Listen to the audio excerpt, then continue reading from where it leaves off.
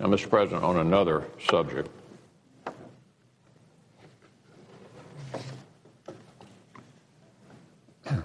today I rise to introduce a bill that would renew sanctions against the Burmese junta. As in years past, I'm joined in this effort by my good friend Senator Feinstein. Senators McCain, Durbin, Gregg, and Lieberman are original co-sponsors of this bipartisan legislation and continue to be leaders on the issue. Renewing sanctions against the military regime in Burma is as timely and as important as ever.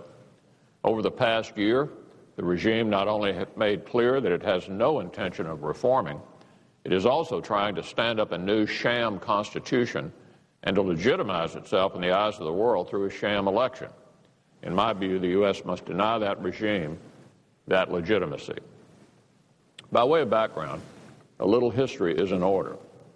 For nearly half a century, Burma has been under some kind of military rule, and every popular effort to reverse that situation has failed.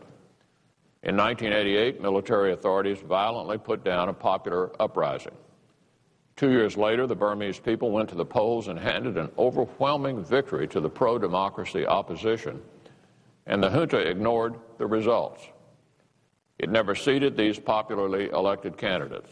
It jailed pro-democracy leaders like Aung San Suu Kyi, and it has maintained its brutal rule ever since. In response to these events, the United States established on a bipartisan basis various sanctions against the Burmese regime. These include a 1997 executive order, the annual import ban, which has been renewed annually since 2003, and restrictions on Burmese jade and timber, which were enacted in 2008.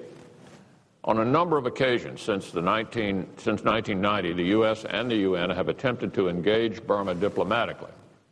These include, during the Clinton administration, a delegation led by Deputy Assistant Secretary of State Thomas Hubbard, various efforts by former U.S. Ambassador to the UN Madeleine Albright, and 2 trips to Burma by then-Congressman Bill Richardson in the mid-1990s. Other diplomatic efforts included Assistant Secretary of State Christopher Hill's roadmap in 2006 and overtures made by the U.S. through China in 2007. And in 2008, Admiral Timothy Keating met with the Burmese officials as part of a U.S. effort to provide humanitarian assistance in the wake of Cyclone Nargis. The UN, for its part, has dispatched a human rights envoy to Burma 15 times, and special envoys 26 times over the past 2 decades. And UN Secretary Ban Ki-moon has visited Burma on 2 occasions. None of these efforts has yielded anything in the way of reform. Indeed, when Burmese citizens, led by Buddhist monks, took to the streets in peaceful protest against the government and its policies in the fall of 2007, these pro-democracy protesters, much like their predecessors, were brutally suppressed. Nonetheless, the regime has sought at various times to save face internationally. In response to this last major challenge to its authority in the fall of 2007, for example, the regime unveiled a proposed constitution. But a quick look at the document shows that it could scarcely have been less democratic. It precluded Suu Kyi from participating in the electoral process and ensured that the charter may not be amended without the military's blessing. The noted constitutional law professor David Williams of Indiana University told the Senate Foreign Relations Committee last year it was one of the worst constitutions he'd ever seen. What's more, the vote to adopt this constitution took place 2 years ago in the immediate aftermath of Cyclone Nargis, the worst natural disaster in modern Burmese history, and international election observers were not permitted access to the country during the vote. If the regime was really interested in legitimacy, holding a vote like this in the middle of a natural disaster without election observers is not exactly the way to do it. So the results of this vote were roundly condemned, and for good reason. Still, despite widespread condemnation of this Constitution and the circumstances surrounding its adoption, some held out hope that a subsequent election law might lead to democratic reform.